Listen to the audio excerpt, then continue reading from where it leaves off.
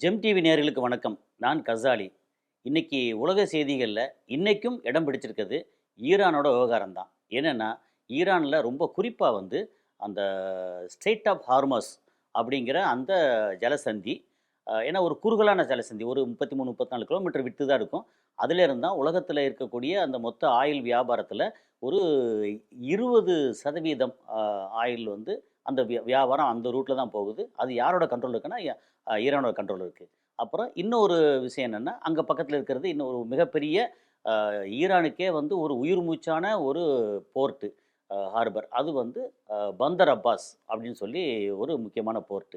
அதில ஒரு கட்டிடத்தில நேத்து வந்து பயங்கர மாரி சத்தம். அங்க வந்து ஒரு 4 வயசு குழந்தை இறந்திருக்கு. அப்புறம் 14, 15 பேர் வந்து காயமாயிருக்காங்க அப்படின்ட்டுருக்கு. உடனே வந்து இந்த நேரத்தில வந்து என்ன ஆச்சு, ஏதாச்சுன்னு பரபரப்பா இருக்கு.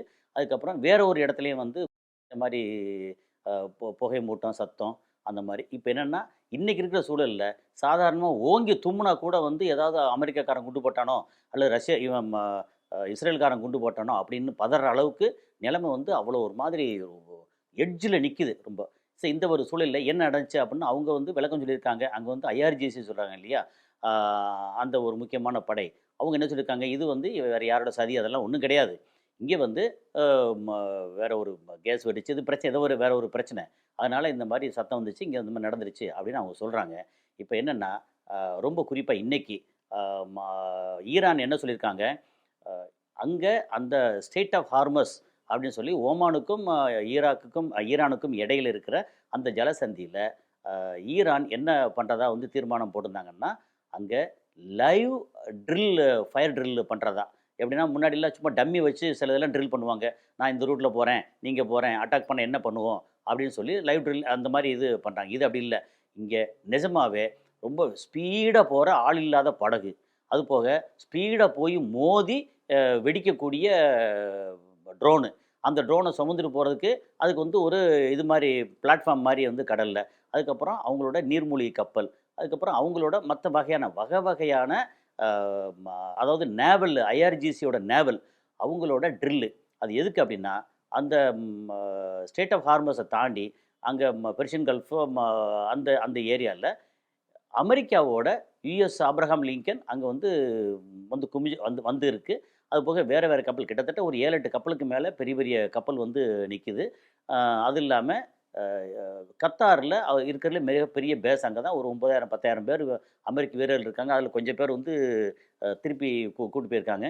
அங்க அ ம ஐ திங்க் நேத்தோ இது இது வந்து F-15 ஒரு ஒரு 35, 40 F-15 வேற வந்து அங்க இறங்கியிருக்கு. திரும்ப அங்க அப்புறம் வந்து அங்க கொஞ்சம் இறங்கியிருக்கு.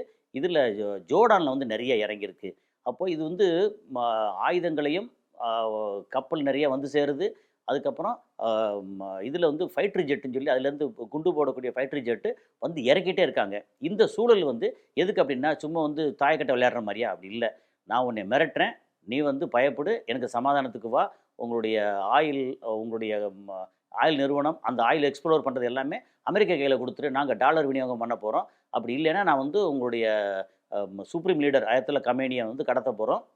உங்க நாட்ட வந்து ஒரு மாரி ஆக்கப் போறோம். ஆனா, நீங்க வந்து கொன்னா தப்பு. உங்க மக்கள வந்து போராட்ட மக்கள வந்து நீங்க கொல்றீங்க, புடிச்சு தூக்குல போடுறீங்க. அது வந்து தப்பு. ஆனா, நாங்க வந்து லட்சக்கணக்குல கொன்னா அது தப்பில்ல. ஏன்னா, இந்த உலகம் எங்களுக்கானது. அப்படின்ற திமிரு, தெனாவட்டுல இருக்கக்கூடிய அமெரிக்கா, இப்ப என்ன பண்ணான்னா, ரொம்ப வேகமா வந்தாங்க, மிரட்டுனாங்க, எல்லாம் பண்ணாங்க. ஈரான் அடிபணியல. அதெல்லாம் தாண்டி இப்ப என்னாச்சு, எவ்ரிடே சைனாவும், ரஷ்யாவும் அ ஈரானுக்கு ரொம்ப நெருக்கமா வந்துட்டாங்களா, இப்போ நேத்து வந்து இன்னைக்கு காலையில மிட் நைட்டு ரஷ்யாவிலிருந்து 4 கார்கோ விமானத்தில வந்து எக்கச்சக்கமா இறங்கியிருக்கு. அப்புறம் சைனாலேருந்து எக்கச்சக்கமா அ ஃபியூலா இருக்கட்டும், அந்த ராக்கெட்டுக்கு பொ பொ யூஸ் பண்ற ஃபியூலா இருக்கட்டும், எலக்ட்ரானிக் ஐட்டமா இருக்கட்டும், அது போக வந்து இந்த அ ஏர் டிஃபென்ஸ் சிஸ்டத்துக்கான ஐட்டங்களா இருக்கட்டும், எல்லாம் வந்து ஈரான்ல வந்து குவிச்சு வச்சிருக்காங்க. அது இல்லாம ஈரான்ல ரொம்ப முக்கியமா இப்ப வந்து சமீபத்தில நேத்து முந்தா நாள் வந்த ஒரு செய்தி, முக்கியமான செய்தி என்னன்னா, அ பந்தர் அப்பாஸ் அந்த ஸ்ட்ரெய்ட் ஆஃப் ஹார்மஸ் அதுக்கு பக்கம் அத நோக்கி அதுக்கு பக்கம் ஏகப்பட்ட டன்னல் வச்சிருக்காங்க. இந்த டன்னல் இதுவரைக்கும் வந்து அவங்க வெளிப்படுத்தவே இல்ல. இப்ப புதுசு புதுசா வந்து சொல்லிட்டு இருக்காங்க. அந்த டன்னல் எதுக்கு அப்டின்னா, அந்த டன்னல் வழியே ராக்கெட்டு சீறி பாய்ஞ்சு கடலுக்குள்ள போயி அங்கே இருக்கிற கப்பல், அங்கே வந்து உள்ளுக்குள்ள வரக்கூடிய கப்பல் என்ன எந்த கப்பலாக இருக்கும்? அமெரிக்காவோட கப்பலாக இருக்கும். அல்லது சில நேரம் பக்கத்தில் துணைக்கு வரேன்ற யூகே கப்பலாக இருக்கும். அந்த அந்த ஹெச்எம்எஸ் ம பிரின்ஸ் ஆஃப் வேல்ஸ் இருக்கே, அந்த மாரி கப்பல் இருக்கும். ஸோ அதை வந்து போட்டு தாக்குறதுக்கு இவங்க எதிர்பாராத தூரத்துலேருந்து இடத்துலேருந்து வரக்கூடிய மாதிரி எக்கச்சக்கமாக வச்சுருக்காங்களா. அது போக ட்ரோனு ட்ரோன் உலகத்திலே ட்ரோனில் வந்து இன்றைக்கி வந்து கிட்டத்தட்ட டாப்பில் இருக்காங்க ஈரான். ஸோ ட்ரோன் வந்து ஒரு 50 ட்ரோனு 100 ட்ரோன் வந்தால் ஒரு மாதிரி சுட்டு வீழ்த்தலாம். 500 ட்ரோன் ஒரே மாதிரி வந்துச்சுன்னா அந்த கப்பலையும் நாசப்படுத்திடுவாங்க. ஏன்னா ட்ரோனோட இது வந்து 50 கிலோமீட்டர்லேருந்து 2000 கிலோமீட்டர் வரைக்கும் போகிற அளவுக்கு. அது போக வெறுமனே வந்து ஒரு 20 கிலோ 30 கிலோ 50 கிலோ தூக்கிட்டு போய் கீழே டம்முன்னு போடுற அளவுக்கு இப்போ அளவில் இருந்து கிட்டத்தட்ட ஒரு 1000 கிலோ தூக்கிட்டு போய் போடுற அளவுக்கு வேற ட்ரோன் வந்து டிஃப்ரெண்ட் டிஃப்ரெண்ட் வெரைட்டி வச்சுருக்காங்க. ரொம்ப முக்கியமாக அந்த ஷாஹித் ட்ரோன் அப்படின்னு சொல்லி ஒரு ட்ரோன் இருக்குது. ரொம்ப முக்கியமாக அந்த ஈரானோட ட்ரோனில் வந்து ஷாஹித் ட்ரோன் அப்படின்றது உலக ஃபேமஸ். யாரை கேட்டாலும் ஈரானில் ட்ரோன் அப்படின்னா ஷாஹித் ட்ரோன் அப்படின்னா அது வந்து ரொம்ப வெரைட்டியாக அவ்வளோ எஃபிஷியண்ட்டாக இருக்கக்கூடிய ட்ரோன். அப்போ எல்லாமே ஈரான் கையில் இருக்கா. வந்தாங்க, அமெரிக்கா வந்தாங்க, இஸ்ரேல் முதல்ல உங்கள் உங்களுடைய போராட்டக்காரருக்கு நாங்கள் சப்போர்ட் பண்ணுறோம் அப்படின்னாங்க. இப்போ வந்து பேச்சே காணோம். இப்போ என்ன பண்ணுறாங்க, அங்கே வந்து பாலஸ்தீனத்தில் அடிச்சுக்கிட்டு இருக்காங்க, காசாவில் அடிச்சுக்கிட்டு இருக்காங்க. அதாவது இங்கே வீட்டில் என்ன சொல்லுவாங்கன்னா, பொண்டாட்டி மேலே கோவம்னா புள்ளைய போட்டு அடிப்பாங்க. அது மாதிரி இஸ்ரேலுக்கு வந்து முதல்ல மிரட்டி பார்த்தாங்க ஈரானை. ஈரானோட வலிமை இதெல்லாம் வெளியே தெரிய தெரிய இஸ்ரேல் உண்மையிலே பயந்து போய் பக்கத்தில் இருக்கிற நேற்று பார்த்தா லெபனானில் வந்து அந்த அடியை கொண்டு போட்டிருக்காங்க. அப்புறம் வந்து காசாவில் போட்டிருக்காங்க. இது வரைக்கும் வந்து சில நாட்களுக்குள்ளேயே வந்து ஒரு 40 பேர் பக்கம் வந்து சாகடிச்சிருக்காங்க. இவங்களோட இஸ்ரேல் வந்து அடக்குனா மட்டும்தான் அவங்களோட வலிமையை வந்து உரிவிட்டா மட்டும்தான் அந்த ரீஜனில் வந்து கொஞ்சம் ஓரளவாவது இந்த மக்கள் நிம்மதியாக பாதுகாப்பாக இருப்பாங்கன்னு தோணுது.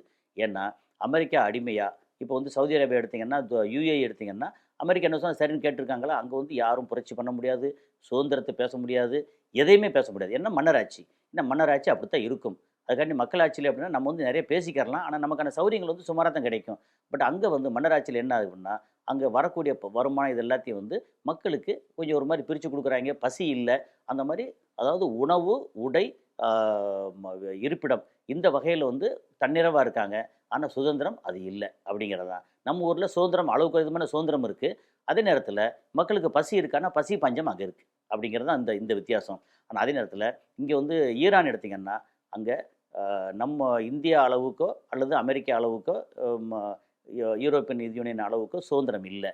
அதே நேரத்தில் பசியும் எக்கச்சக்கமாக இருக்குது. காரணம் 79லேருந்து அவங்க ஆரம்பித்து அவங்க பணத்தை பூரா ஏற்கனவே சேங்ஷன் வேறு பண்ணியிருந்தாங்கன்னா 45 வருஷமாக பணத்தை பூரா இந்த தன்னை வந்து பாதுகாப்பு நிலைநிறுத்திக்கிறதுக்காக பயங்கரமாக செலவு பண்ணிட்டுருக்காங்க. ஒரு 8 வருஷம் ஈராக்கோட சண்டை, அதுக்கப்புறம் இப்போ போதும்ப்பா அப்படின்னு சமாதானம், அதுக்கப்புறம் இந்த அதை டெவலப் பண்ணுறதுக்கே ரொம்ப வருமானத்தை பூரா செலவு பண்ணாங்களா, இப்படி ஆகிப்போச்சு.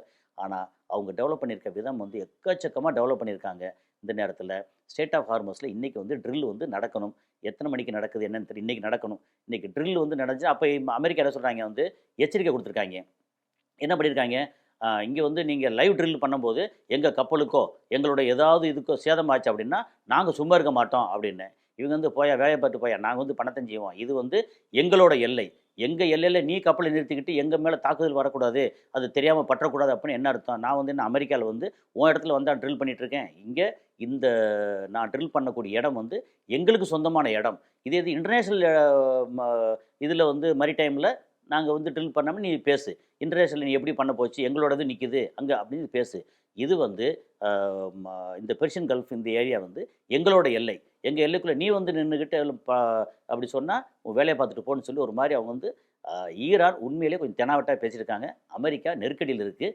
ஆனால் இன்றைக்கி அந்த ட்ரில் நடக்குது அப்படிங்கிறது தான், நடக்க போகுதுங்கிறது தான். அது நடந்ததுக்கப்புறம் என்ன நடக்கும், அப்புறம் வந்து அமெரிக்கா வந்து ஏற்கனவே சமாதானத்துக்கு தயாராகிட்டாங்க.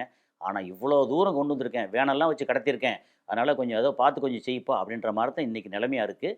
ஆனால் அமெரிக்காவையும் இஸ்ரேலையும் சாதாரணமாக எடை போட முடியாது. அவங்களோட ஆயுத வலிமையாக இருக்கட்டும், எலக்ட்ரானிக் வார்ஃபேர் அந்த வலிமையாக இருக்கட்டும், அது போக நரித்தந்திரம் சொல்லுவோம் இல்லையா, அதாவது 3 வருஷத்துக்கு அப்புறம் வெடிக்க வைக்கணும் அப்படிங்கிறத 3.5 வருஷத்துக்கு முன்னாடியே பேஜர்லேயும் வாக்கி டாக்கிலையும் வந்து சின்ன சின்ன குண்டு வச்சு வெடிக்க வச்சவங்க மொசாது அந்த டீமு.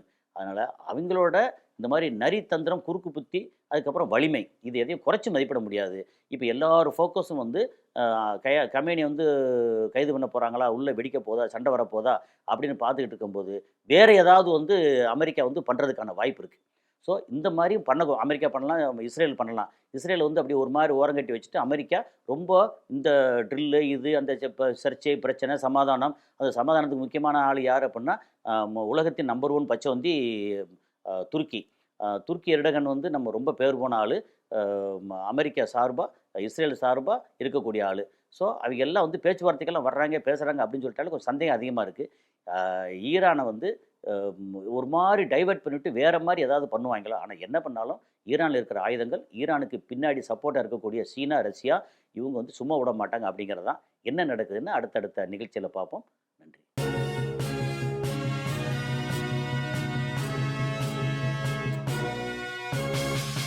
உடனுக்குடன் அப்டேட் தெரிந்து கொள்ள ஜெம் டிவி தமிழ் ஆப்பை இன்ஸ்டால் செய்யவும்.